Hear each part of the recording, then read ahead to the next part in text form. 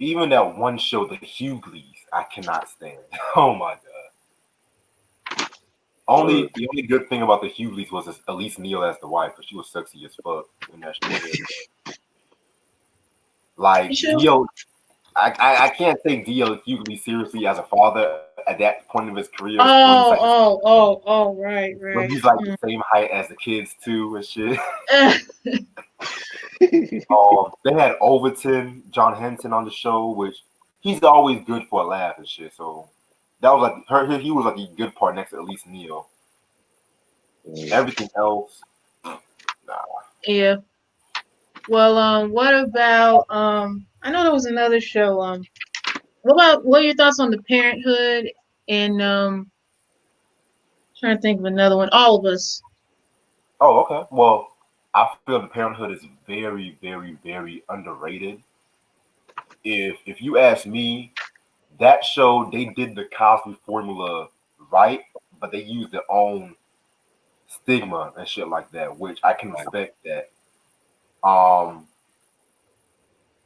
Loki, man, I like Michael, but the episodes with TK, I do watch that a lot too, because I know a lot of people kind of like they had mixed feelings about that, but the last season I didn't really care too much for the last season once Wendell left, and then they had that comedian, I forgot this dude's name, the light skinned dude, but I forgot his name though. But yeah, I feel like it's very Okay. underrated. Now, All of Us, I never really watched All of Us like that. I just started watching brief episodes because with this whole entanglement scandal, Mm. all of the episodes of All of Us is like on my related TV related video. So I'm just like, okay, so YouTube, y'all think y'all slick with this bullshit, but yeah, I actually watched the first couple of episodes. I actually liked it. I was kind of surprised that Elise Neal left that show too, because I kind of figured like that was what the whole plot was based upon. Which now they have to redo the plot. They have Dwayne Martin and Lisa Ray. Right. Horrible chemistry, in my opinion. Yeah. Like, I love Lisa Ray. She's a dope actress. Not really too fond of Dwayne Martin like that, but Mhm. depending on the role, fuck it. Yeah. Tony Rock, he's always funny in whatever he's in. He's a rock, so. Yeah. But yeah, I might watch more of All of Us in the future. What about remember that one show called Cuts back in that one-on-one spinoff? Yeah. Cut. Yeah. I remember that. I remember that. I don't Oh remember. my fucking god! There's no What? secret. I'm not a fan of one-on-one. I just knew about this show like last year. I'm like, Marcus, Really? yeah. Like I saw the fucking poster. I'm just like, yeah. I can understand why this didn't last too long and shit. Yeah. It really didn't. Um, I can understand that because it was just like the fuck. Because you can tell they were trying to go for that barbershop crowd too. So Yeah. homeboys in outer space. Oh God. Uh, Terrible. I I'm Terrible. glad I don't. I'm glad I never watched that show. Let alone, I was really surprised that show even existed. I'm like, really, Mm. really. Yeah, Mm. that show. I know a lot of people always say that's like one of those shows that's so bad it's good. No Lord. Like So Flex, bad is good. got Flex. You got Dale L and Bell. Mhm. Um, who else was on that show? Because like a lot of careers ended with that fucking show too. So Oh my god. I'm surprised Flex lasted this long. Like he was able to get out that fucking vibe. But Daryl Bell, man, he just like Yeah. Oh, um what do y'all think when Eve had her own show? didn't care Eve. for That it. was a good show. I watched that. First of all, Yeah, why I is it called watched it. Eve? Why is it called Eve when her name's not Eve in the first place? Like Yeah, you know what? That was one thing I never understood that either. I'm like, the show is called Eve, but her character's name is Shelly. It's mm, crazy. Like really? Yeah. I don't even think her real name is Eve. Like she named herself after Eve of Destruction. That it was like an old movie from like the early '90s, I Really? think. Yeah, I remember when she had said that when she had first got signed to Aftermath. It was Eve of Oh. Destruction, and then I think Dre made her cut it down to Eve. Yeah, I saw that on her Driven episode. If I'm not Yeah, mistaken. I don't think her real name is Eve. Hell, I'm gonna call a spade a spade. As much as I love to talk the Cosby Show and shit like that, why is it called a Cosby Show when none of them niggas is named Cosby? Well, Well, it's you Bill know what? Cosby. That's It's another his thing. show. True. That's true. That's true. No, Bill Cosby. Everybody knew Bill Cosby from like Fat Albert and Uptown Saturday Night. So it's we know Bill Cosby. So it's his show. He created it. Yeah, True, true. but yeah, but still, none of the characters' Steve names were Harvey. that. All their characters' names were known as the Huxtables. What are they gonna call it? The Cliff Huxtable Show? The Bill Huxtable Show? I would respect that. Like, um, the Steve Harvey show. I'm looking at you too. Yeah. Because his character was Steve Hightower. Dick Van Dyke. Dick Van Yeah, Dyke. Yep. yeah. There you go. Shoot. Hell, Will Smith named himself on Fresh Prince of Bel Air. Like, Yeah, Frank. Who else? Who else? That one show. That one show. Mary Tyler Moore show. Her name was yeah. Richard Richards. Like I See, can understand you just say Bill Cosby in What such ab- a.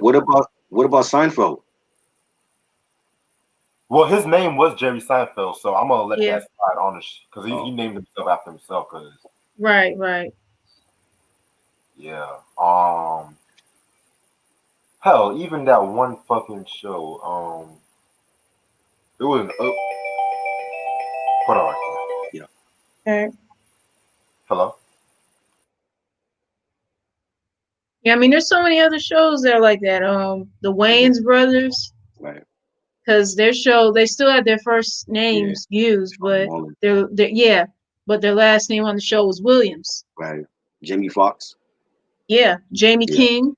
yeah, See, yep, Martin, yeah, yeah, Martin Payne. yep, Yeah, see, there's always shows like that. yeah. I mean, what Bill Cosby was so big at that time is like, you know, I already knew like it's the Cosby Show because of his last name because of Bill. Hmm.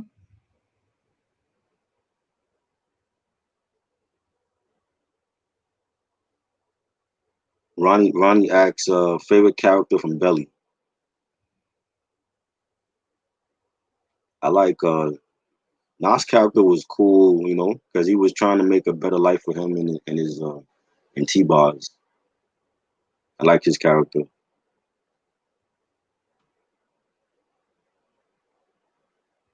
Sorry about that. I had to talk to my dad about something. Yeah, Yeah. When Try and I we were talking, we were saying about like other TV shows that were like that too, like with the Wayans brothers. Sean and Marlon's last name on the show was Williams, right. and the Jamie Foxx show, Jamie Hmm. King. Yeah. That was And what I Martin was trying to think of. Jamie Foxx. Yeah. and Martin. And yeah, Martin Payne. Yeah. Yeah. Hmm. Yeah, man. It's like if you're gonna have a Roseanne show. also. I forgot about Roseanne. Oh yeah. Yeah, but with her, it's like she just called herself Roseanne Hmm. and shit like that. It's not like her last name was there. We already knew her name was Roseanne, so I'm not really Right. gonna Hmm. put her like in that Yeah. boat too. Yeah.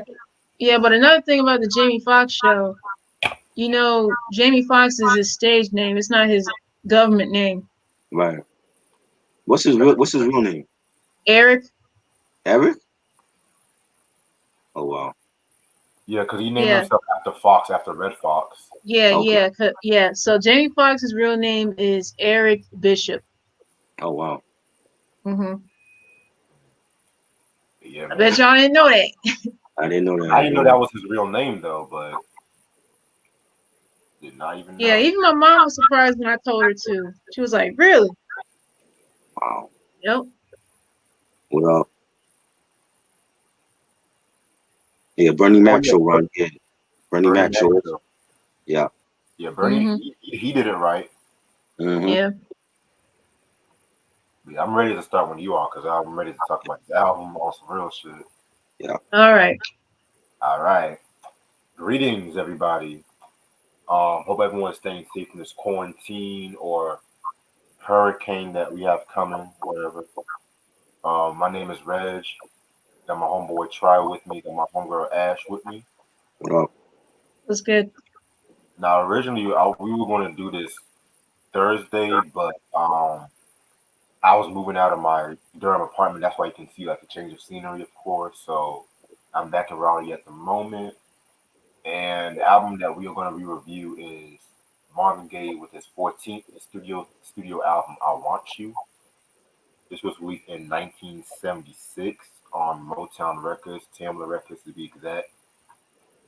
Singles albums known for are "I Want You," "After the Dance," and "Since I Had You." Producers include Marvin Gaye, Leon Ware, dope producer, rest in peace to him because he recently died, and Arthur T. Boy Ross. And there are no major guest appearances on this album. So, all right. So, I did a review on this album years ago, but YouTube blocked it, and I was already planning on re-reviewing this album anyway. So it's like, fuck it. But this album right here is so fucking amazing. Like, probably like one of the most romantic, his most romantic album because he wrote this for his soon-to-be new wife Janice Gaye, or Janice Hunter, excuse me.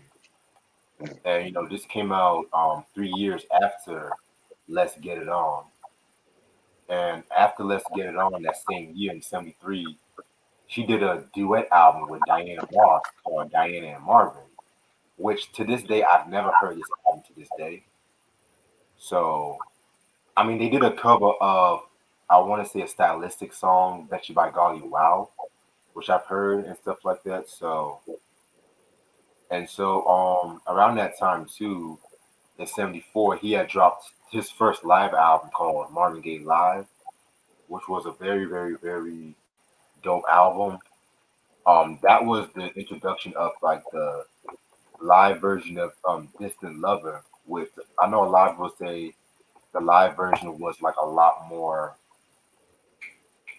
it was a lot more like better than the studio version because like his own emotion and stuff like that. And around this time too, like he was getting close to like Janice and stuff like that. And originally he was divorcing well getting ready to divorce his wife Anna Gordy, which was of course Barry Gordy's sister. And so originally, speaking of Barry Gordy, he got in contact with Leon Ware because Leon Ware at that time he was like an arranger, songwriter. He worked with like a lot of people around that time, like Minnie Riperton, Quincy Jones, and he was making an album on Motown, which was Gordy, called "The Musical Massage." He made that album on Gordy Records, but that was a very dope album. It's a rare album to be real with you and shit. And so, excuse me.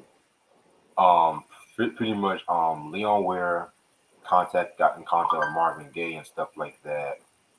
And so Marvin took interest to the songs. Like he transformed a lot of the songs to focus on his life. And around that time too, he was, getting with Janice. They would end up having like two kids together. One of them, of course, is Nona Gaye, who was a singer back in like the '90s. Also dated Prince at that time too. Um, what else about this album? What else about this album? Yeah, man, like this whole album and shit like that basically was just like autobiography about excuse me, about their relationship and stuff like that. So, and it's kind of crazy too because I'm still finishing up her book, and she was mentioning the album. She talked about the album in her book, and she was saying that Marvin was saying that he didn't even want to promote the album. He didn't want to originally. he originally he did not want to release any singles because he felt like his words were just only for Janice. He just wanted to be singing to Janice and stuff like that too. So I found that to be very interesting, very very interesting and stuff like that. And yeah, man, like the album cover, a little trivia about the album cover in case y'all don't know. It was painted by Ernie Barnes, who Ernie Barnes was a painter. And if you guys recognize the cover, this is the cover that was used during like the latter seasons of Good Times, especially Mhm. like seasons where like when James died and stuff like that. And Ernie Barnes, who also went to my college, North Carolina Central University, Eagle Pride. Yep. Um, he also painted like all the paintings that JJ did. He was the one who did those paintings and stuff. So just throwing it out there. Rest in peace to Ernie Barnes. I believe he passed away in 2009, if I'm not mistaken. So rest in peace to him. His legacy will still live on. All right. So, and I do have the album, but like I said, I've been moving left to right all weekend so far. So it's somewhere around. I have to unpack it. So I just have like the picture of the album and stuff like that. So I just put that right there. Um, yeah, man, this is a very nasty album. Yeah, which a lot of I had to re-listen to some of the lyrics too. Cause I was like, Marvin, damn, Marvin, like, and I must say this one thing before I start.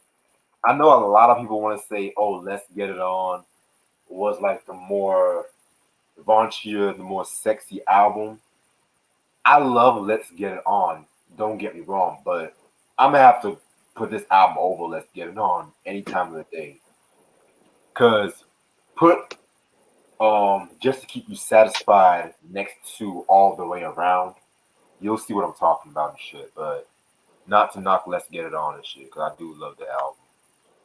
Alright, so technically on paper this album has 11 songs, but I'm just gonna say it has about 8 full songs because there's like a lot of intro jams and instrumentals, which if there was one thing I would take away from the album, it would be that, which I'm gonna talk about that during the review.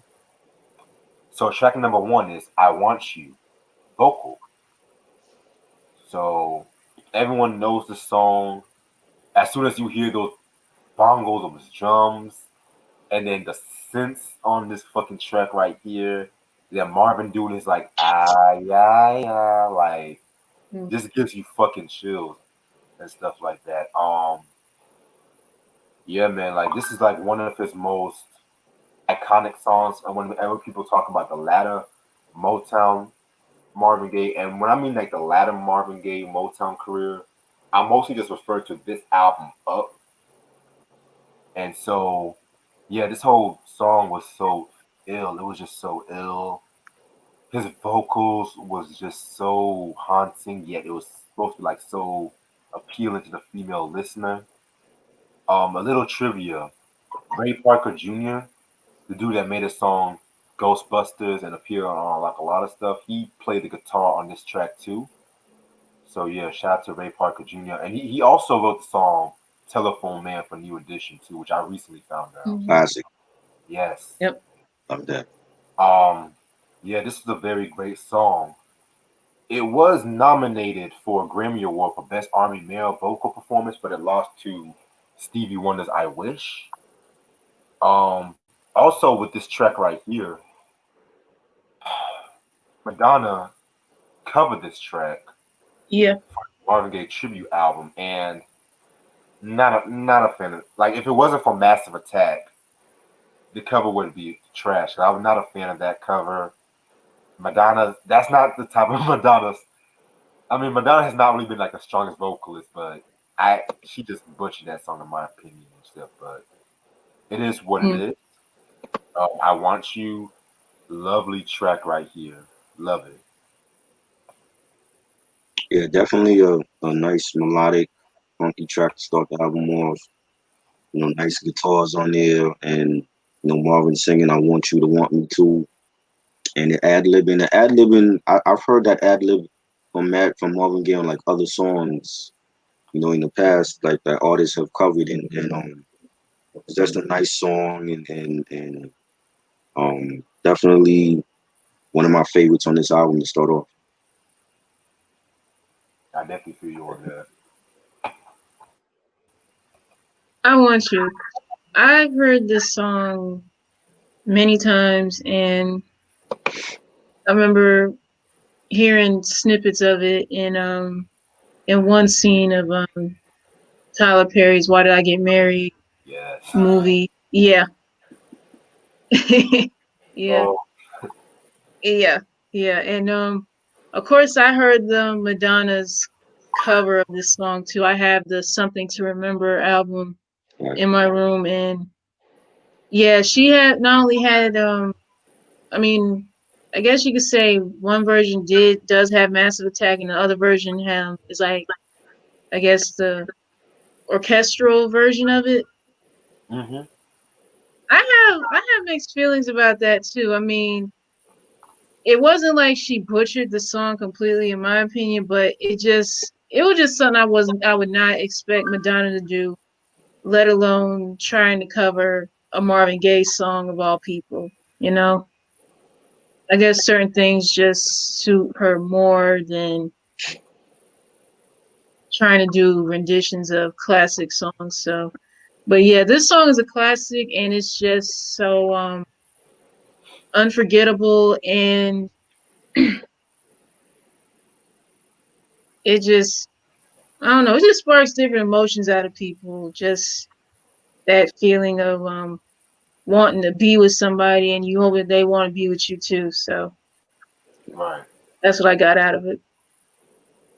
Yeah, man. I forgot to mention about the Why Did I Get Married? See, that was when I knew Jill Scott was a freak. Forget that microphone thing. That's when I knew Jill was a freak and stuff like that.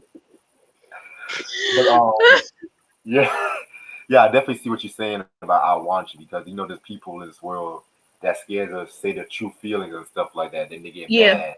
They get mad Mhm. and stuff like that when things don't go their way. But Yeah. to each his own. This song has been sampled a lot. I know EPMD sampled it for "It's Going Down" for the Juice soundtrack. Yes, I have that. Yep. Yep.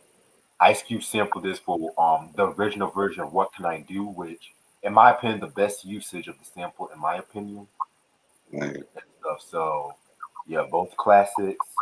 "I Want You," definitely a landmark song. Now, track number. Now, this is where we get nasty.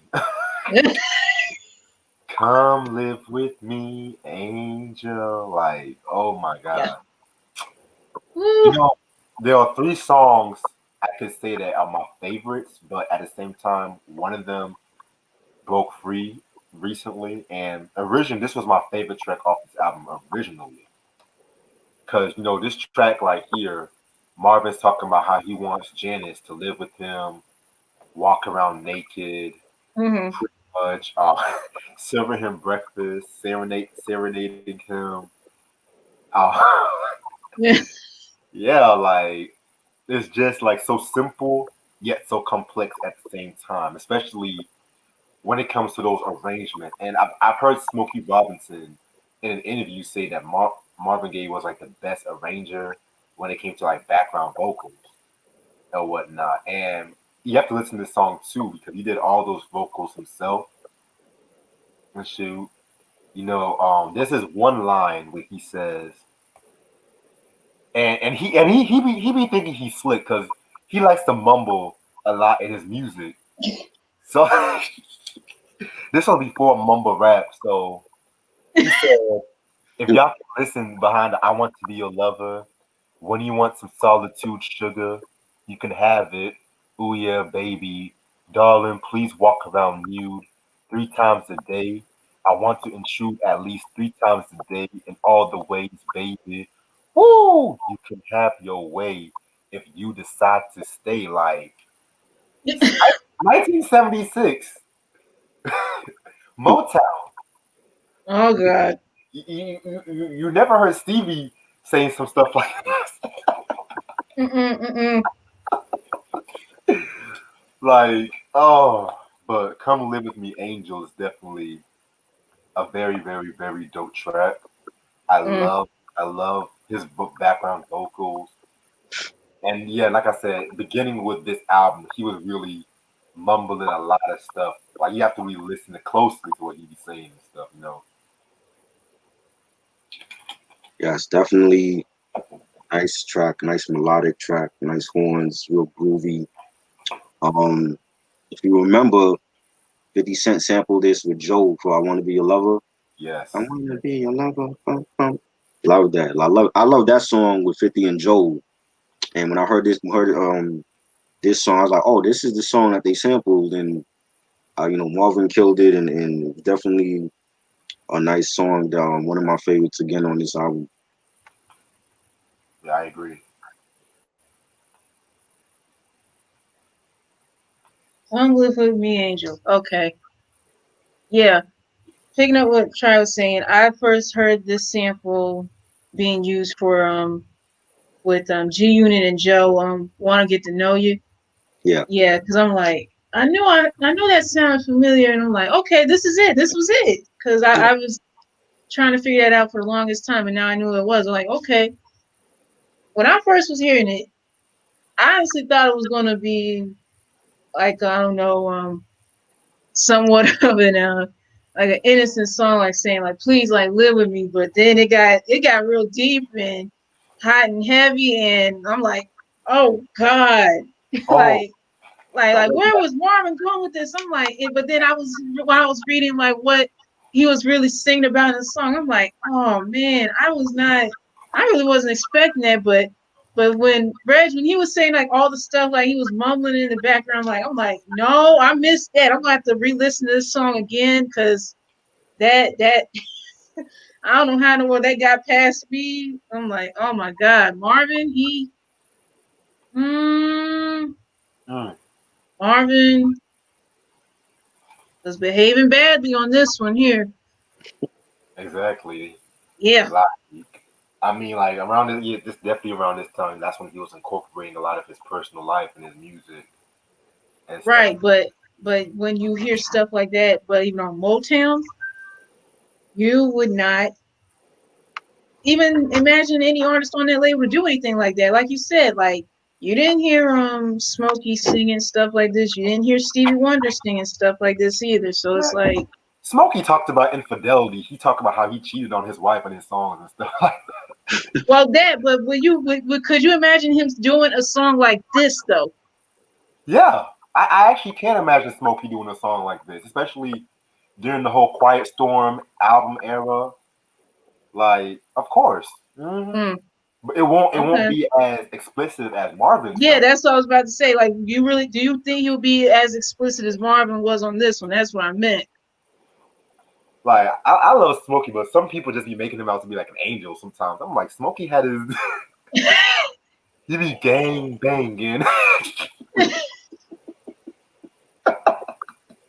smoking that smoke.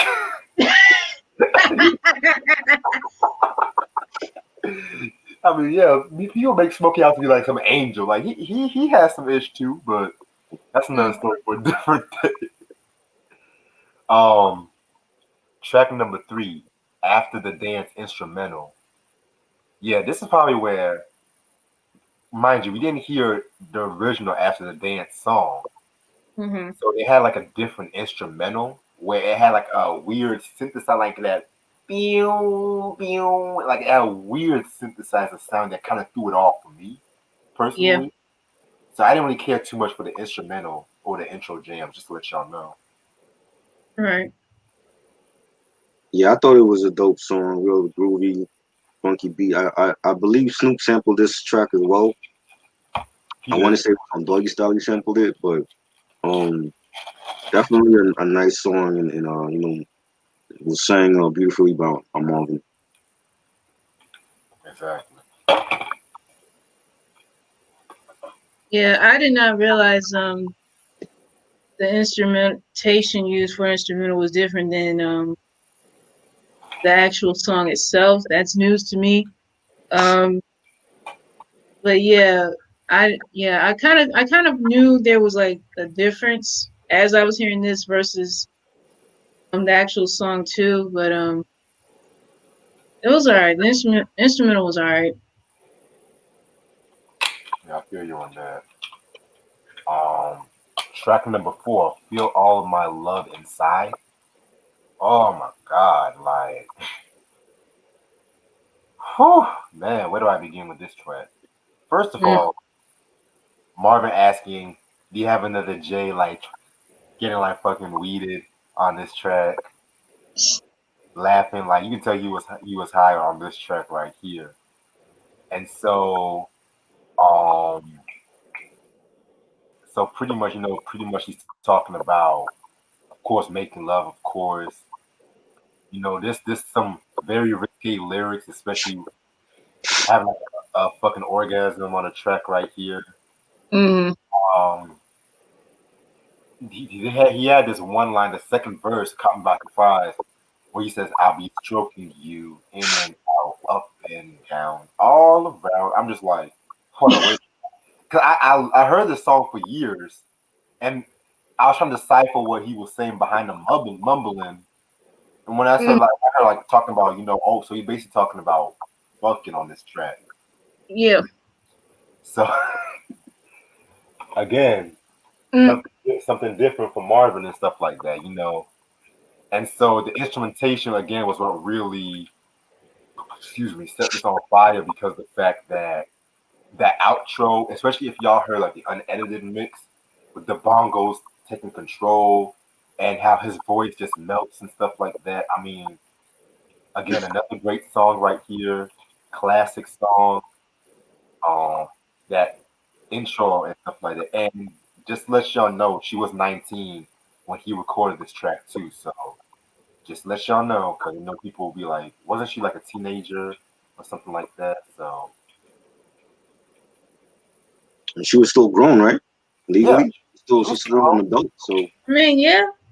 you know, I thought it was good. The girl moaning in the background and a real sexual type of song and real melodic and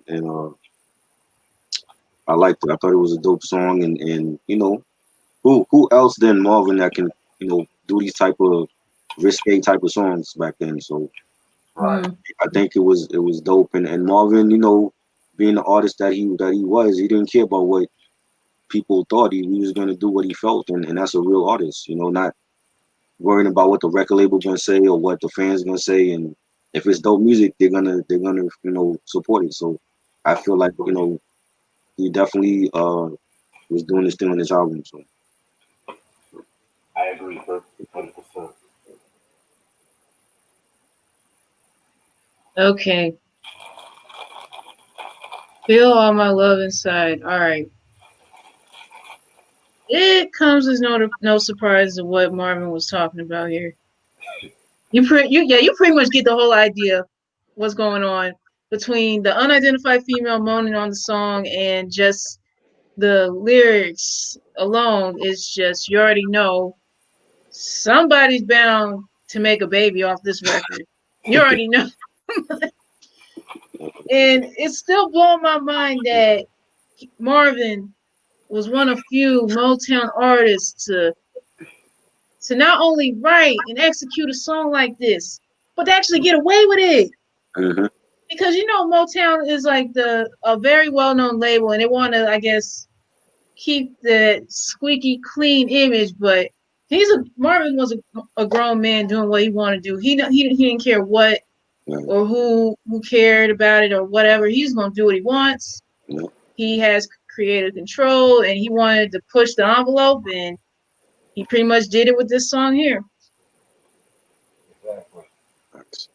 And I'm not gonna be surprised anyone's gonna be having a excuse me freaking orgasm off this song. I mean, once you just like hear the lyrics and then him going on and on about pretty much getting it on, Right. that's it. All bets are off. Yeah, I definitely see what you're saying about that track. I definitely see, and this is like another reason why Marvin was having his issues with Motown and stuff too, because of the fact Barry Gordy was not liking the fact, especially when the Hear My Dear album came, that he was doing all these songs about his sister and stuff like that. So, Right. Mm. alright, so Feel On My Love Inside. Then we're gonna get into I Want to Be Where You Are, which is a cover. Well, on the album, it's like a minute and some change, but there's actually Mm. a song. There's actually a song based off of this too. So, of course, y'all should know this is the Michael Jackson cover, and Marvin just did this his own way, which I love when it comes to covers. Kind of reminds me how like Diana Ross did her own spin on "Ain't No Mountain High Enough," in my opinion. Mhm. Um, very dope track in my opinion. Very, very, very good track. Him giving a shout out to his children and Jan too. I love that. Yeah, Yeah, this is dope. It has like a disco feel to it. I like the beat, nice beat. The bass line was hitting. The horns on there was dope, and I remember the Michael Jackson version when he was like real young.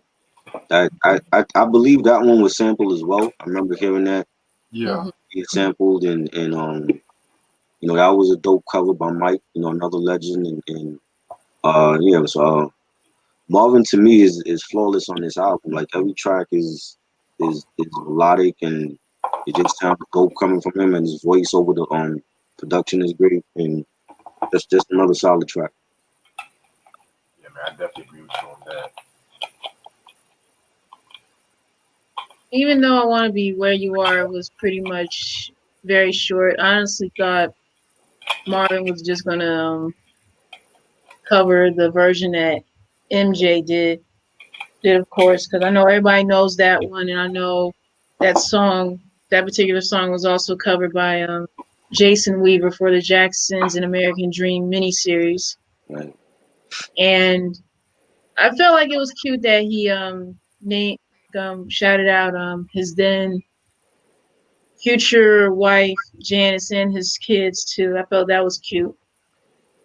Yeah, I felt it was pretty melodic. I liked it as well. But my only issue is I wish it would have been a full fledged song instead of a minute, and you know, Right. Yeah, I always wonder why he didn't have the longer version on the album. yeah. Because I read a lot of stories too that he was a little jealous of MJ's success too. But Mm. What it on the double on the re-release like it's like the re-release is like a deluxe edition, and yeah, on the second CD like most of the songs on the album are like it has like a alternate longer version. So this has a longer version on the double. Oh, Yeah, yeah, I heard that version too. yeah. Definitely, definitely heard that version. All right, so now we're gonna get into all the way around. My God. Oh wait, oops. This I want you. 20-second intro jam to "I Want Yeah. You," mm. which y'all have anything to say about that or no? It was funky, but it should have been longer. I don't think like for Marvin's caliber, I don't think he should have been doing like skits or interludes. That should have been a longer track, but I liked it though. Okay, I I feel you. mean, yeah. I mean, just for it to be the intro jam, and of course, I know he did like a minute and 41 second jam version of "I Want You." Just say my thoughts on both of those real quick. I mean, to me, I felt it was just unnecessary off this album because he don't need to do interludes or whatever. He Yeah, I just def- didn't have to do it. It was just unnecessary. like we don't like. I don't understand. Like that's one thing about that. I don't understand why we need like two intro jams. To "I Want You" and stuff like that. But the album's good enough as it is. So Hmm. now, all the way around, very dope track right here. Um, I like the beginning when he's calling back, "Let's get it on" and stuff like that. What I got from this track right here is pretty much like pretty much him going all around the world looking for that one special person after like his original girl ran away. So I guess that's what I got from the track, but it's kind of a confusing track to me. 'Cause, he's definitely like, I know he's talking about gents, of course, but it's just the concept of this track I was kind of a little confused about. But Yeah, it's a dope track. Nice hot horns on the track. Real funky. His ad libbing. I think he has like some of the best like ad libbing for a singer because like he's a soulful singer and it's like when he ad libs it adds like a extra flavor to any song that he does. I think like when you hear him ad libbing in the background on certain songs, it's like it makes it that much more great. So I definitely enjoyed this track. same. Yeah, all the way around. Yeah, the I guess the message of it kind of left me confused as well because really wasn't sure what route he was going with it because it just left me a little unsure of the message of the song. But overall, it was pretty good. Respect, respect. Now, my favorite track off this whole album, Since I Had You. Lord have mercy. When I first heard this track, I didn't hear like from the album because the Far Side sampled this track for the Other Fish remix. I think it was the LAJ remix.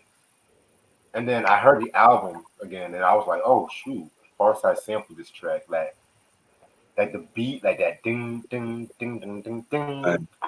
I love that beat, man. It's so Marvin. It's so ill, man. I just love the way he was flowing on that track.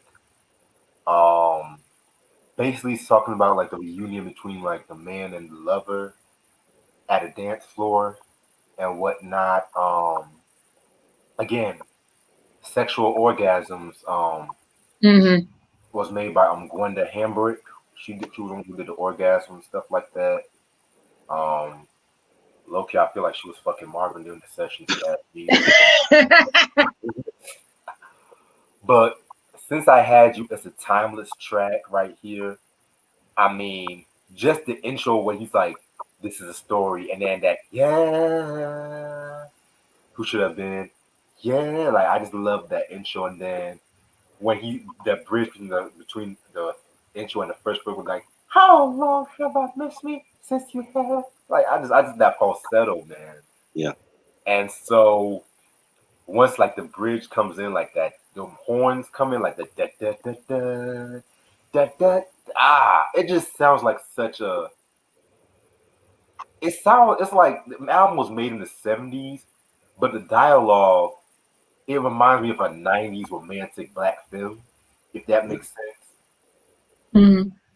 The dialogue, and it don't even sound like he's singing. It just sounds like he just seen his girl and he's just talking to engage with shorty and stuff like that. So I love this track, man. Just one of my favorite Marvin Gaye tracks.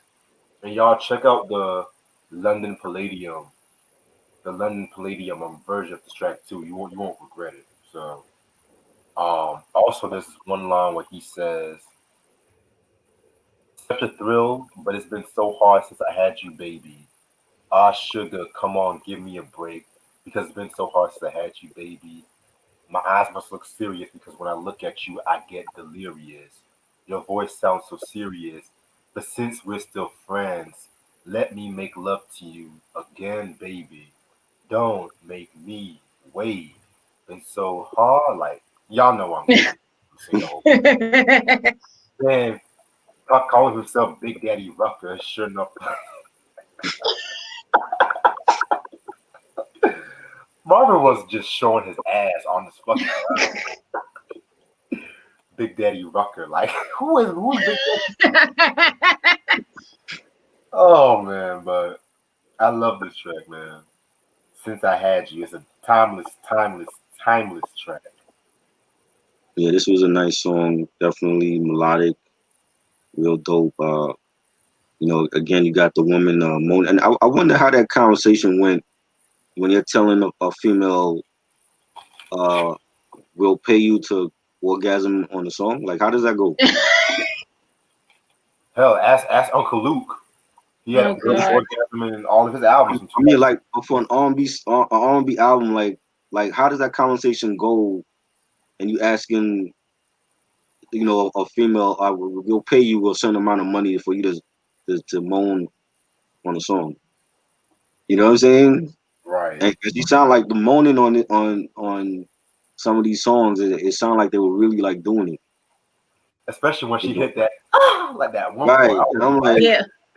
that sounds too real, man. What's going on? And I don't know. That's just weird, but I definitely it's a great song and one of my favorites on this album. saying.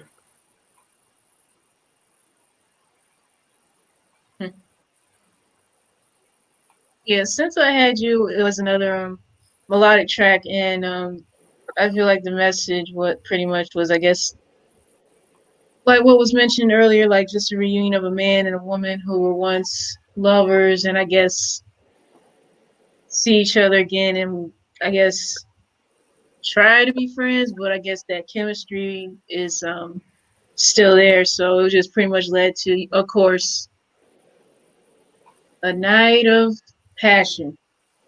To me, that's what I thought. But yeah, I always wonder sometimes, like, okay, how do you get a woman into the studio, pretty much have her moan her brains out on the track? I'm still wondering about that too. I'm like, it sounds way too real because it don't sound like she was acting to me. Sound like something else was going on in that studio at the time this song was made. I mean, But I know Marvin was a freak there around. was a ladies' man, yeah. Yeah. Like none of these R&B singles back in them days was very faithful to their wives and stuff like that. Like No, none of them. I don't care. no. They all cheated once in a while. Mm, Once they had a little, then they good. yeah. Yeah, there was always that too, but it sounded like it was way too much acting going on this track because it sounded too real. It makes it sound believable, a little too believable, Right. you know? hmm Yeah. But yeah, I definitely see what you're saying with that one. That was Since I Had You. Man, I love that track. I might just listen to that after this review. Yeah. Oh God. Oh, and there's an alternate version too. It has like a Right. different horn arrangement and stuff like that. So Mm, just throwing it out there. okay. Track number 4, Soon I'll Be Loving You Again. Okay, now I'm gonna be really honest with this track. Believe it or not, this song is about head, pretty much. Oh God. This was way before Prince made a song Head off the Dirty Mind album, which Mm, classic album, classic. Yeah. Um, yeah, another weird Prince and Marvin Gaye connection, which I might have to do a video about. yeah. I might have to do a video on that one day. But believe it or not, this is actually my least favorite song off this album. And you know why it's the least favorite song off this album? Why? Because of fucking Jay-Z. When he sampled this whole track for the American Gangster, American Dreamin', he literally sampled the whole first verse. And I told Try about this when we reviewed American Gangster. Right. I was like, I love Jay-Z. I love Marvin Gaye.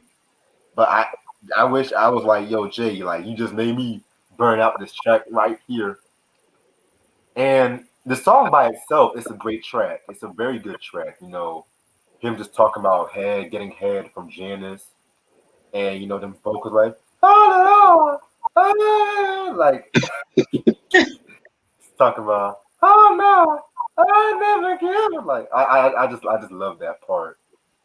Um, Talking about I never gave head before, and Okay, that's a lie. like, what is this? Man, like It had to be Mm. because I was re-listening. I was reading David Ritz's biography, "The Troubled Soul of Marvin Gaye," which very dope book, and they talk extensively about this album too. And it was just like, yo, it was just like his thought process around this time was just, I don't know, man. It was just amazing around this time. Like, mind you, this was before rappers started talking about getting head in their songs. This was before Prince made that head song. Right. 1976, Marvin made a song about getting head or giving head and stuff like that, you know. And I'm gonna have to say this just for all my man, my man crowd and stuff like that. Like, don't be afraid to say that you eat pussy. Don't be afraid to say that. All I'm just saying, like, men, it's, these days men are afraid of saying that they eat pussy. Females are afraid saying that they suck dick when they know damn well that they having them thirst traps for a reason on the inside. Like, if you give head, you get head. Just admit it. It's getting is head. Like, you see what I'm saying? Like, it's nothing wrong with all that. Like, just be real with yourself. Cause look at me. I love eating pussy. I love getting head. That's just who I am. But we're getting way off topic, right? But yeah, that's all I have to say about that. This is not appropriate language for a Marvin Gaye review right now.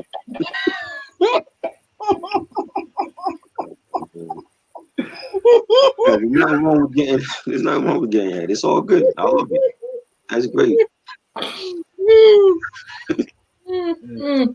Eric said, "I eat it, but not the ass. Nasty ass bitches out here, and dudes is crazy out here." I mean, some people are freaks, so you know. Marvin was a freak, definitely. He Yeah. definitely was a freak on this album. I like this song though. It's real melodic, real funky. Marvin singing "Dreamed of You this morning." Then came the dawn, and I thought you were here with me. And like, but like from those lyrics, it sounded like he's laying next to a female like 5 a.m.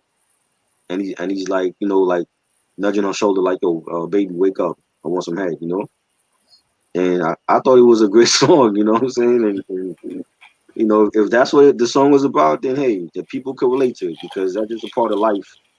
We wouldn't be here if that stuff wasn't going on. So Right. there's nothing wrong with it, and I like the song.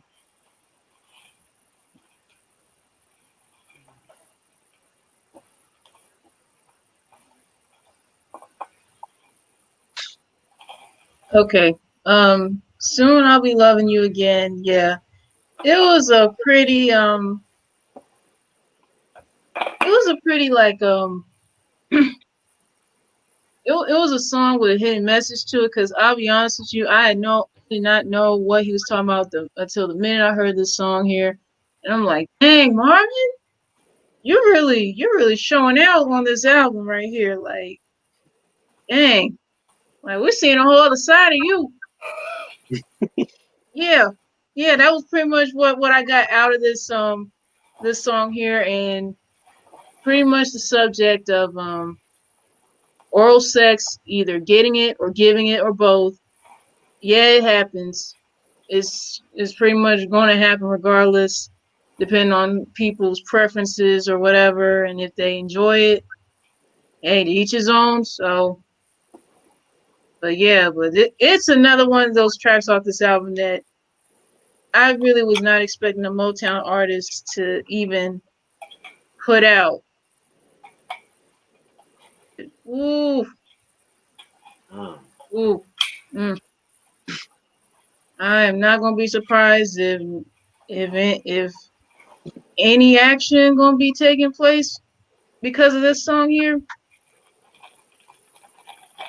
Anybody out there who wants some I don't know, want Sometimes some help or something, or something to get sometimes you, something started, put this song on. sometimes you don't want to hear Jodeci when you're doing it. You want to put on some freaky Marvin Gaye. You know, That may be true. yeah. Shit, you already know him. I fucked to Alicia Keys one time and shit too. All So right, see? Alicia Keys, see? Anything is possible. Yeah, anything can happen. Like off topic, I always wanted to do a girl to heavy metal music. You told me that. I What? remember you said that. You told me. Yeah, yeah. I forgot. I almost forgot you did say that. Oh my god. Like a What domination. type of heavy metal? Like Yeah. some Black Sabbath? Black Sabbath, Metallica, Wow. Oh. like especially when James Hetfield be screaming and stuff. Oh man, I'm just gonna leave that right there. Yeah. Shoot. Next track we got "I Want You" Jam. Okay, yeah, I'm a bit burned out by "I Want You" by this point. Yeah. All right. Um, and then the last song is the "After Dance," which is the vocal version. Again, another classic track. This song right here is pretty much the conclusion of everything. You know, you meet they met the girl at a dance. Now you're taking her home and stuff like that. You know, he, the girls dance on Soul Train and stuff like that. Yeah, man, just a very crooning song. I love this track. It's a classic song right here. Check out the Soul Train performance he did of this track too and stuff like that. Soul Train and the Live at Montreal performance in 1980. Yeah, man, nice way to end off the album, in my opinion. So, what else to say? What else to say? What else? Plenty of people have sampled this track. Cannabis sampled this for the Get Retarded track. De La Soul, Nas, like hella people sampled this track right here. So it's a classic by Reed. Definitely a classic song. The De La and Nas songs I remember. I don't know if I have those though. What albums were those from? De La Soul, Artificial Intelligence with the song With Me. Okay. Mosaic Thump, by the way. And Nas Play on Player from Hip Hop is Dead. I know I've heard those before. Definitely a great song, and just the way that he was singing it, and it was falsetto in the chorus and real melodic. Love that song. Definitely one of the best on this album. Oh, I agree.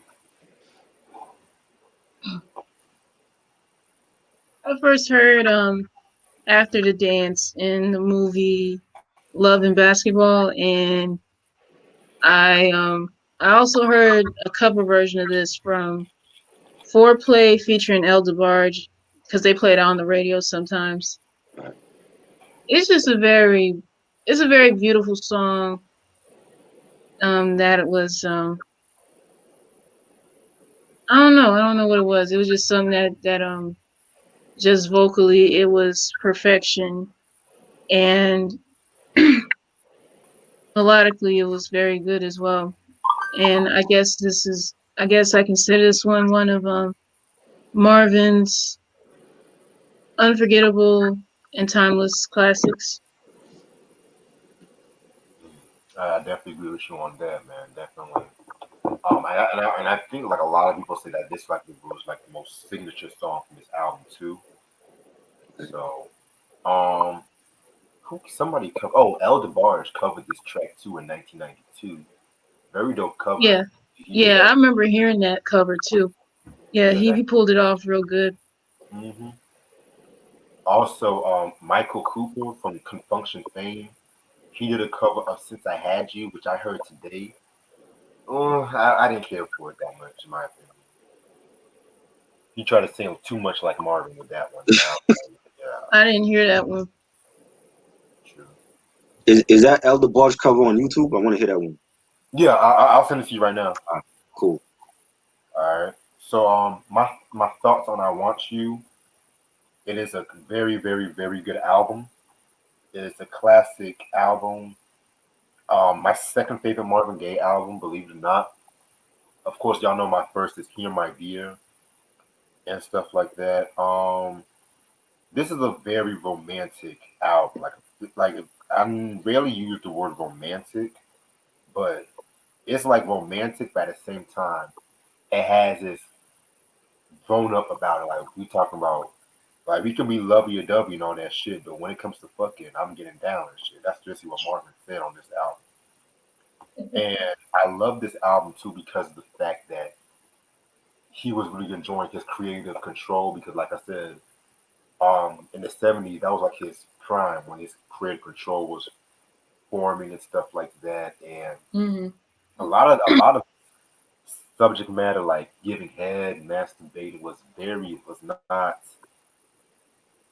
taboo around that 1976. You know what I'm saying? Especially from Motown, which was at that time they were trying to like get away from that whole cookie cutter music and stuff like that. You know what I'm saying? So I definitely would give this a 5 out of 5. Now, my only re-listening to this album, my only gripes I would say was too many intro jams, and I felt like the instrumental to After the Dance was a Mm, bit too early, in my opinion, right. especially when it's like a quote unquote concept album. That's why, if you guys are fans of this album, in 2003 they re-released this album called the Rarities version, and so you'll have like the original LP, and then you'll have another disc with like remixes. You'll have like unreleased songs, like there's this one track called "Is Anybody Thinking About Their Living," which is a very dope track right there. They have the longer version of "Feel All My Love Inside." Like it's a very very dope track, very dope remaster, and that's like one of the remasters I won't even mind getting too. So yeah, man. Very very dope track. The album is of course still in print. It might not be as widely known as some of his other works, like "What's Going On," or even "Let's Get It On," or even the stuff that he did with Tammy Terrell. But this is the album to me where he really shined conceptually wise, arrangement, songwriting wise, and of course the complete package, which is Marvin Gaye himself. So 5 out of 5, very dope album. And the album cover, we forgot to talk about that. That was done over by Camp Low for Uptown Saturday Oh Night. yeah, fact, I forgot Hmm. about that. Yeah. Classic album cover. I like the illustration on that. Great album. What would you say like for the casual listener that don't know like Marvin Gaye's work? Like what would you say like his top like 3 or 5 albums? Oh, that's easy. Number one, Hear My Dear. Number two, I Want You. Number three, What's Going On. Number four, Let's Get It On.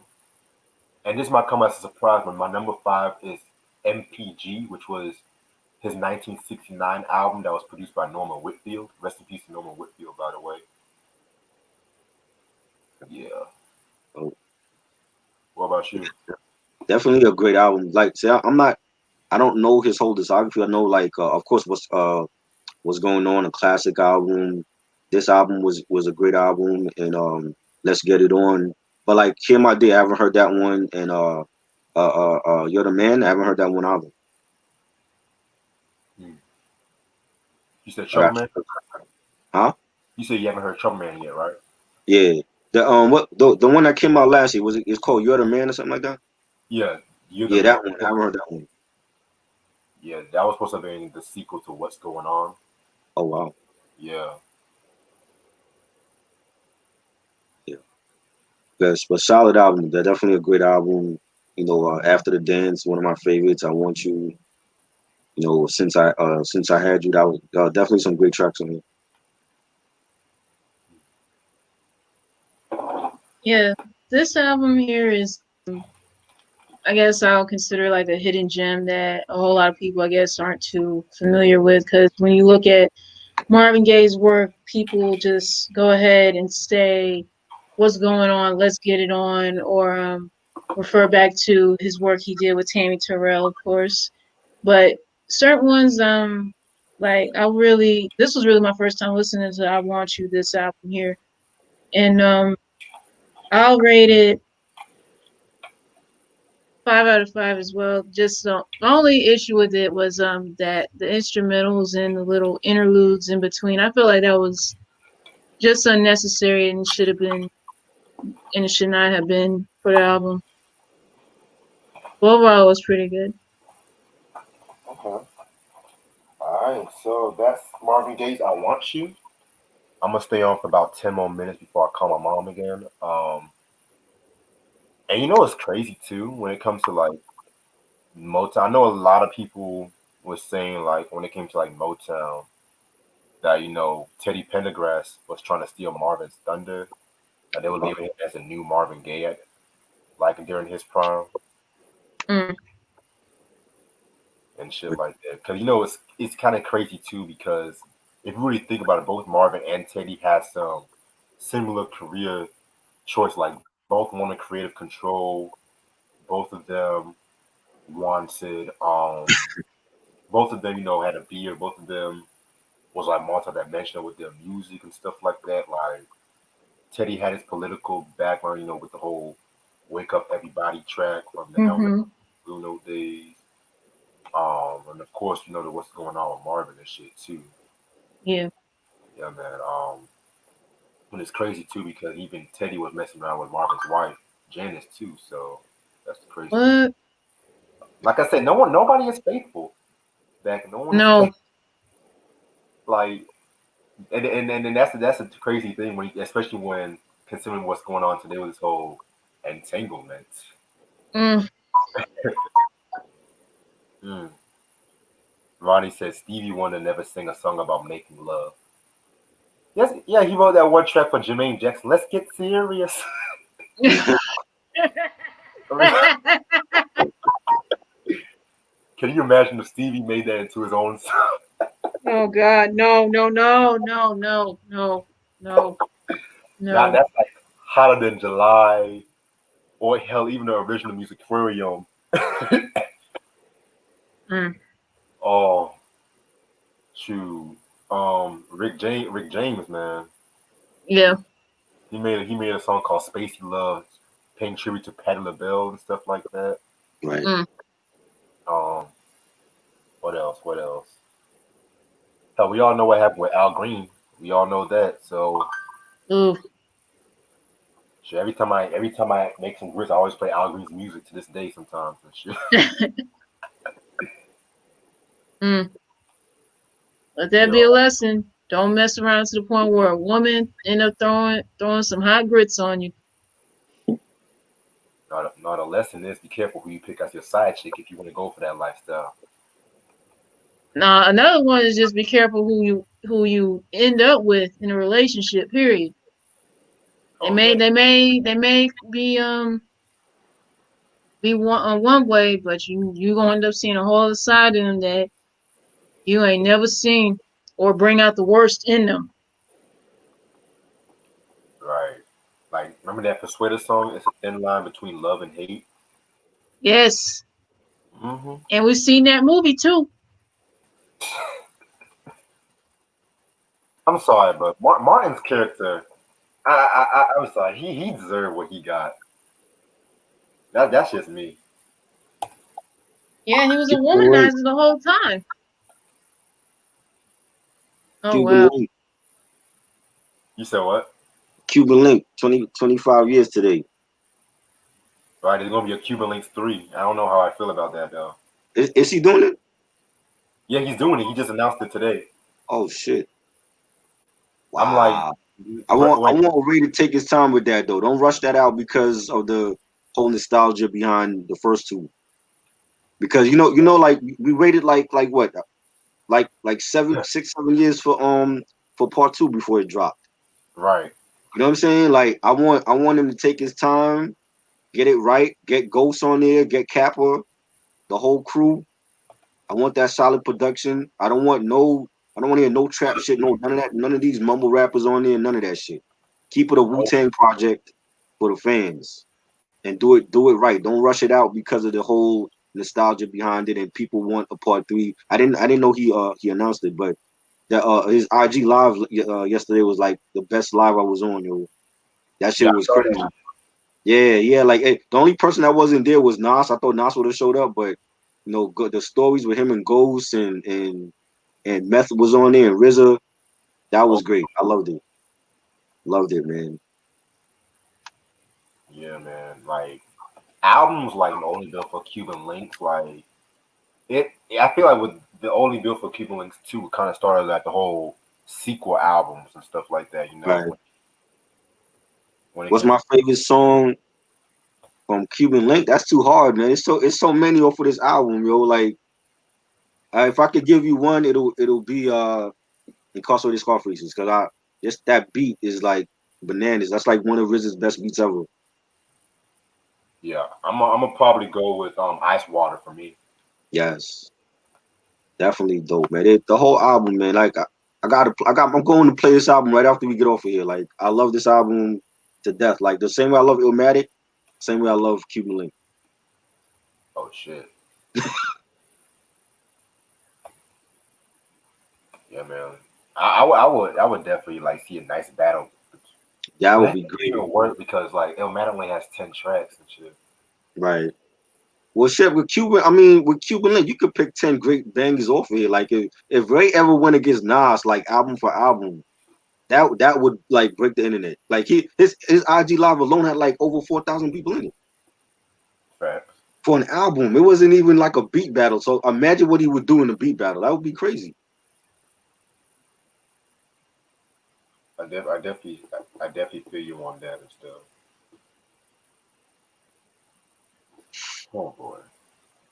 Um, Cherry Jam is in the picture. What's up?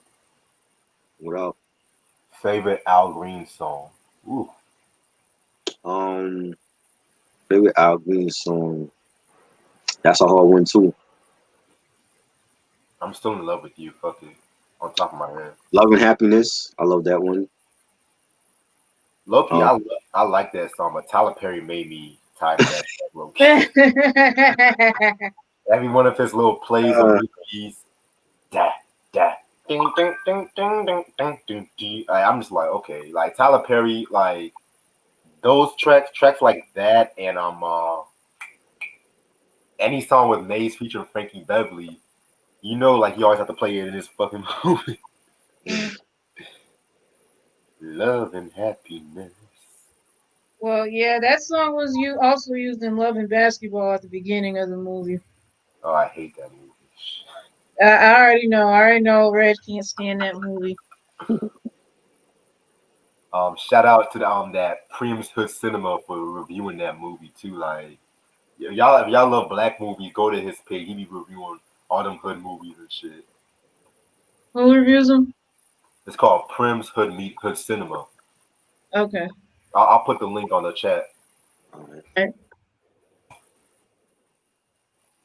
Yeah, man, I'm just, whew, like that's the one thing about R&B music. Like, it's never gets timeless, especially around the '70s and the '80s and stuff like that. right. Mm-hmm. Hell, I'm just looking at the fucking New Jack Swing poll. I'm surprised a lot of people want me to review that Patti LaBelle Burning album. I'm just like, oh shit. I The just one think a with lot Big of Daddy people Kane are on like, there and shit. you said what? What? Yeah, Big Daddy Kane is on that album. Yep, I'm burning. Yeah, Oh wow. I got that one. Yeah, I'm gonna save my thoughts on that till September in case that's the number one. Cause I still want to do the Mary album sometime this month, maybe next week. I'll let you know. Yeah. Cause it's crazy how that's I never reviewed Mary J. Blige on this channel, but we talk about her heavily and shit. Yeah. Did we even do a discography breakdown on Mary or no? Yeah, No. sure. We need to do that. Oh yeah, we definitely. Mm. Shit. I've seen the power. I've seen like the power spinoff and shit like that. I Right. think that's gonna come out this Yeah, month. I've been seeing stuff posted on Instagram about that. Yep.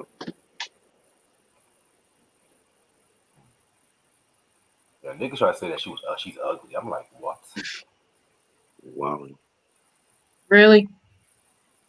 Yeah, How man. old is Mary? Like close to 50? She got like a hot body. Yeah, I think she's close to 50 now. Yeah, she's almost 50. Yeah. She's looking sexier now than she did 20 something years ago. It's that divorce. After that divorce and shit, man. Yeah, for real. Words changes people. Eric said, I just got that Scissor Control on vinyl. Dope album. I don't know if she'll ever top Control though because yeah, I don't know if she'll top that one. Sam said it was written on Cuban links. Dope question. Cuban Link. I'm going with that. It was written as classic, but I'm going with Cuban, man. Yeah, I'm gonna go with the Cuban too. Hell, it's kind of hard picking Cuban links or Illmatic to keep it a buck. It is. Yeah, man. I said I need to get back on doing some Wu Tang reviews to keep on some real too. Wu Tang Clan. Hey, Ronnie said, let's get it on the album from R. Kelly's 12th play. Ooh. Oh wow. He 12, always comes up with the most Yes. questions. Ah, 12 play. Mm, I'm gonna go with fuck. That's hard, man. yeah. I'm gonna go with 12 play for this case. Yeah. Me too. Shit, that's hard, man. That is Yeah, hard. that was tough. You know what I can't stand about niggas who lie sometimes? Hmm. You know how when niggas be lying, Yeah. they finally tell the truth and then they're gonna cry about it. Really? Like y'all remember that show Perry Mason? Right. Oh, There my was this mom one, watches that show. I was just on YouTube just watching a video just because I be bored sometimes. Hmm. And Perry Mason was like, but you know who killed him. And this guy was like, yes, I killed him. I killed him. I killed him. I killed him. And he just started crying. I'm like, why are you crying? Why are you crying out of all people? The person that, Yeah. the family, they should be crying. Yeah. Mm. Speaking of Marvin Gaye, when we eventually do that top 100 R&B albums of all time, how many Marvin Gaye albums are going to be on your list? Who, me? Yeah. Shit. If it's top 50, no more than four. Because I'm trying to have a limit with no more than 4 hours by an artist. Okay. That's a good game plan. Yeah. You know. Because if we talk about R&B, the subgenres like funk and soul, well, not Right. soul, funk and neo soul and all that. I know damn well I want to have like 8,000 Aretha Franklin albums to pick through and shit.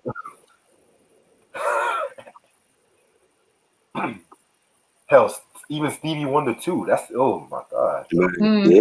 Oh my. Might as well just throw in the whole classic period.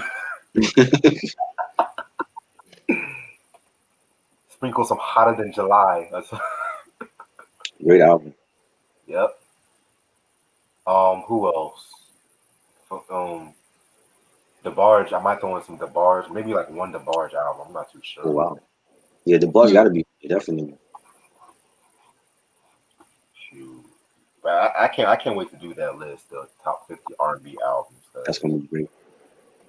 everyone always do top hip hop albums, but I'm just like I'm gonna take it Right. to another step, True. quote unquote. I might throw in a Beyonce album. I'm not too sure yet, He can make it. cause I know she dropped that visual album, that Yeah. Africa Black is King. I Yeah. didn't. That dropped last night. Is it good? I didn't watch it. I heard it was good, but now Yeah. I saw this that No Name rapper who went after J. Cole. Now she's trying to come after Beyonce, talk about she's exploiting African culture or some stuff like that. Is Really. that how No Name's trying to get a name? Yeah. I ain't never heard of No Name until all of this She happened.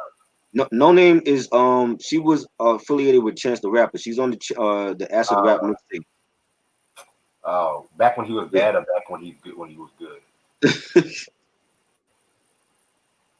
But I'm not the biggest Chance the Rapper fan like that, especially after what he said and stuff. Ronnie asks, who did great on All I Do Is Think of You, Jackson 5 or True? I prefer the Jackson 5 version, but I don't hate the Troop version. I never listened to the Jackson 5 version. The only versions I've heard of was Troop. Yeah, I only know the Troop version. I haven't heard the Yeah, Jackson 5. yeah, That was a Yep. big hit for Troop too. yeah, Mhm. yeah. Lo- That and Sweet November. Yeah. Ooh, I love Sweet November. Oh my god. Yeah.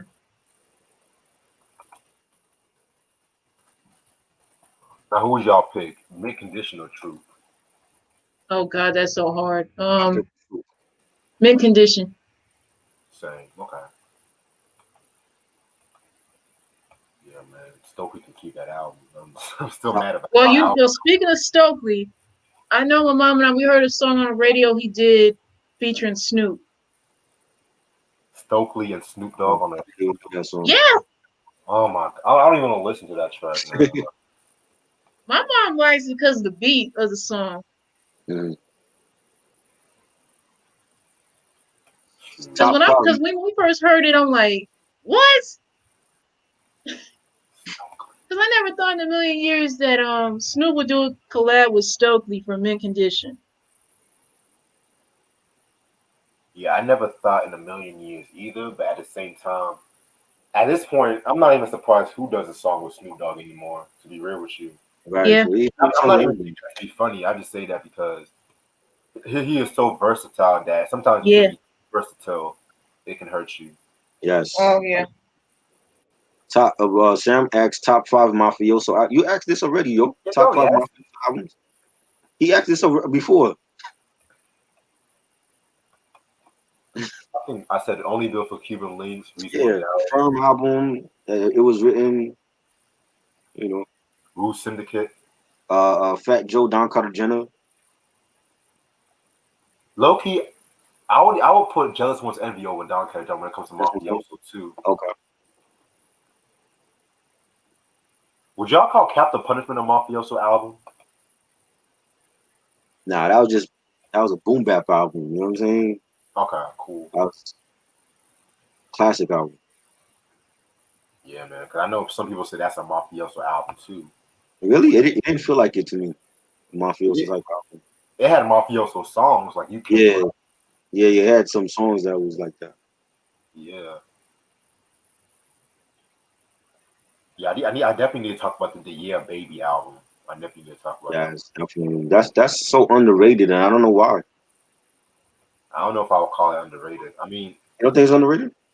it's been years since I heard it, and I respect the fact that he admitted it was more of a pop record, but I was just like, we were spoiled by Capital Punishment so much. Like, like Like it's like we were spoiled I by think Capital. it's a great follow up. I never hear nobody talk about that album. It's always Capital Punishment. Yeah, that's the same way I feel about hella artists. Like Hmm. Naughty by Nature. Yeah, Everyone always talks about the self-titled album, but I prefer 1993 and Poverty Paradise yes, over that. definitely one of my favorites, especially 1903. Like they were in a bag on that album. You Mm-hmm. know, that's one of they most street albums ever. Facts. Even with the biggest song like Hip Hop and Hooray, like when you hear like Hot Potato and Cruddy Yeah. Click, Ready for Them with Heavy D, and that's a Ooh, great album. hell yeah. And I, I've always I've always preferred that and Poverty's Paradise over the first one.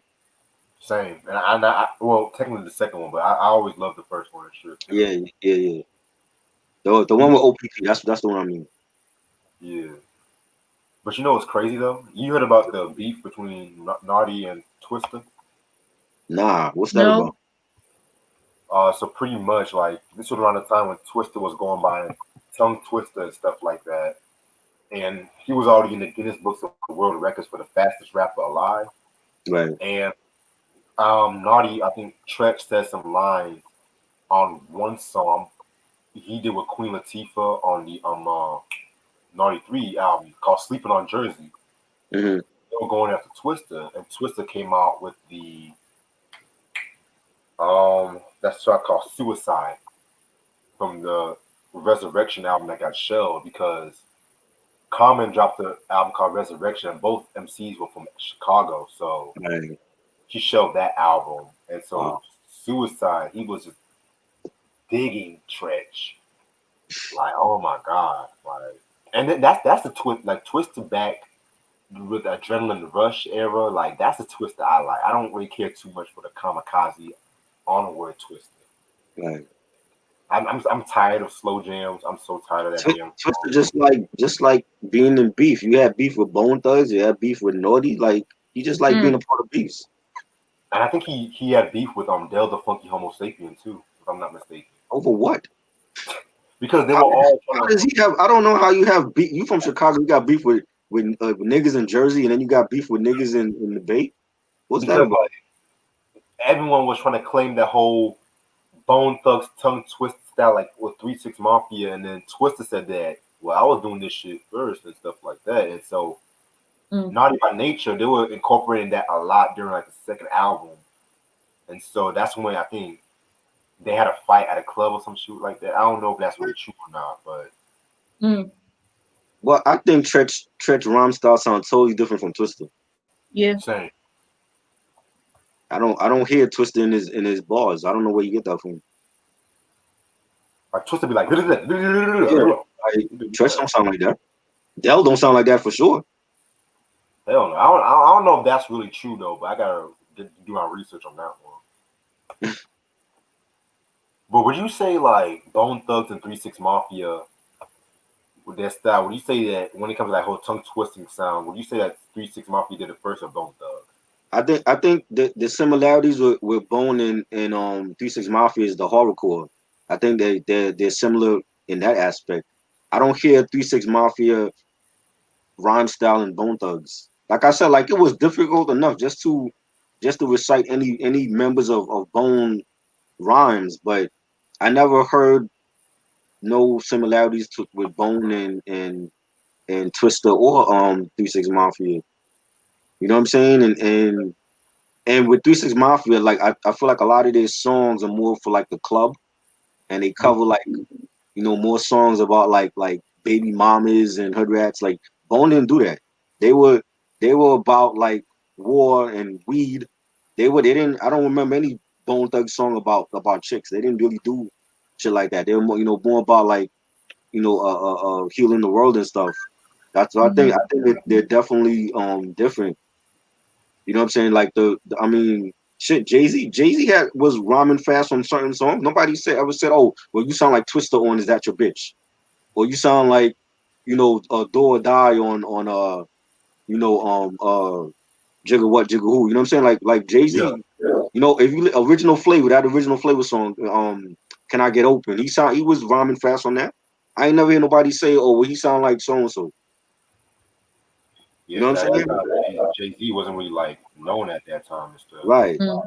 But you never hear nobody say, "Oh, Jay Z bit Twisted Style," or he bit Bone Thugs, and you know.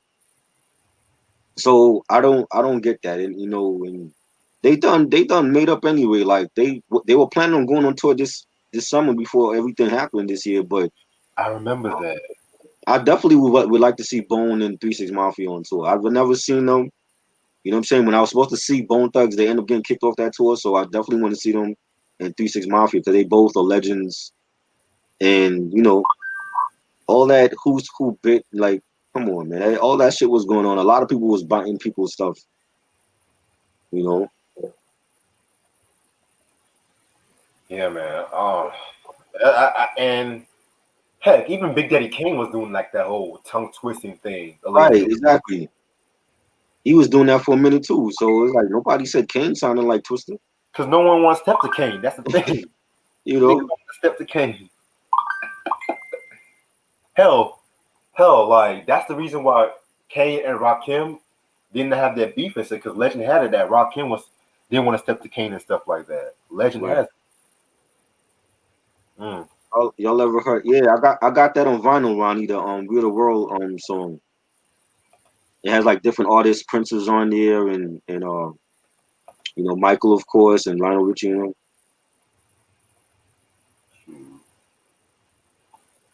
We are the world. I heard they're making a new one for this whole coronavirus thing. No. No, please. No rappers, just no rappers. Nobody. I don't care. Oh God. But who they gonna get? That's great in R&B and pop. Demi Yeah. Lovato, is she gonna be on there? Ed Sheeran, maybe? Taylor Swift? Hell Mm, no. I'd rather have Adele over Taylor Swift. I'm Oh sorry. yeah, And I'm same. not I love it yeah. though. Shoot. Britney Spears, let me stop. Oh, mm. Britney, bitch. Hey, what you mean by they fucked Rick James out of the song, Eric? You talking about he was originally supposed to be in "We Are the World"? What? What? Wait a minute. Hold on, you gotta explain what you mean by that. Yeah, 'Cause yeah. Rick James in "We Are the World." I don't know about that. Hell, they couldn't even get Prince. I don't know how those two would even be in the same Prince movie. is on the album, but you notice he's not in the video, not on the main title song with Michael. Because there's a story behind that, you know. Oh, Oh okay. wow. Is it because of the beef? No. Well, it's complicated because of the fact that after the American Music Awards, I think we either Quincy or Lionel that asked him to do it, and he wanted to play guitar on the track, and they said no. So he was like, "Then I'm not going to do it." He'll just submit a song. And the day they were recording "We Are the World," Prince was at a club with his bodyguard, and they had like a little disagreement between somebody else, and so Yeah. he got like a lot of bad flack because of the fact that if, why was he at "We Are the World" and whatnot, and so he did a song called "Hello," which was I think the B side to "Pop Life" or Paisley Park or whatever, where he talked about the incident and stuff like that. So Oh, but he still submitted a song to the album anyway. yeah. Tears in Your Eyes. So why that's like why y'all mad though if he still submitted a Right. song? He's still on the album, so Like there was plenty of other artists that was quote unquote in the song, but they didn't sing a verse on that track and stuff right, like that. So Right. right. heck, I didn't see George Michael on "We Are the World," and Wham was pretty big in '84, Oh yeah. Yeah. '85. Yep. I didn't see what's that one dude? Oh yeah, Bruce Springsteen, he was in it. Yeah. I didn't see like David Lee Roth. I didn't see him. Yeah. I mean, shoot, people just they just want to bring my nigga Prince down. They've been trying to bring this man down since the whole Warner Brothers deal. Mm. Eric said he came up with a concept What's that? for the song. Oh wow, Mm. really? I never knew. I don't even think they mentioned that in the autobiography. I don't think. Mm. I gotta reread it though, but yeah, because Prince and Rick James, that beef was just woo. Fucking Rick James pouring cognac in fucking Prince's mouth and stuff Mm. What was that? because he like Prince was touring with Rick James. He was opening for Rick James during the Fire It Up tour, Mm, and Prince was getting a lot of more attention than Rick, and Rick felt some type of way about it because he mm, felt that Prince stole from Rick and whatnot. And so when they were chilling after the tour and stuff like that, and this was according to Tina Marie, Rick came out and Noah got some cognac, came to Prince and poured it all over down his fucking throat and shit like that. what? Oh wow. Yeah, man. That would have been a great battle, Prince against Rick James. Mm. Wow. And I don't even know if I would call it a battle because I've never heard Prince actually talk specifically about Rick James Right. and stuff like I never because it was mostly just Rick James in the media talk about how Prince was an Uncle Tom and stuff like that because he was in MTV with MJ, but Yeah. he was cool with MJ. He just said Prince was an Uncle Tom. Mm. Um, Even years after like he left prison, Prince had the cover of the "Bet You by Golly Wow" song, and even Right. Rick James was like, "Oh well, that song's standard. He shouldn't have covered it and stuff like that." And yeah, man, and also the whole shit with Nona Gaye, and then Prince stealing Yeah. Vanity from Rick James and stuff like that. Yeah. It's like Vanity was down with Rick James. huh? Vanny was down with Rick James, or she was sleeping with him. Yeah, she was down with Rick James because if I'm not mistaken, he was he was trying to have Vanity during in the Mary Jane Girls. This was like Yeah. before he started with the Mary Jane Girls. I could And see it now. Yeah, yeah, Prince, he did his little magic and yeah. whatnot, and boom, the rest is Wow, history. But crazy. yeah, That's rock star shit. Yeah. oh yeah, Eric, you're definitely right. They did steal Prince's band's equipment. Yep, That's crazy. for Mm. the songs album, if I'm not mistaken. But yeah, y'all, I'm gonna actually end this off because I gotta call my mom. It's about something. And I gotta Yeah. chill with my dad for a little bit too. All right. So yeah, this was pretty good. This was pretty fun. I'm gonna let y'all know about what reviews I have lined up and stuff like that too. Yeah, man, definitely, very, very dope. Marvin Gaye, I Want You, 1976. Um, invite a female, invite somebody to listen to the album. That's all I'm gonna say. As usual, this is your boy Reg in the building. Stay tuned for more. Follow me on Insta at MC Reg Music, Twitter at RealReg1, and at Patreon at Reg Reviews. Hope everyone has a very safe Peace. night. Peace. Peace.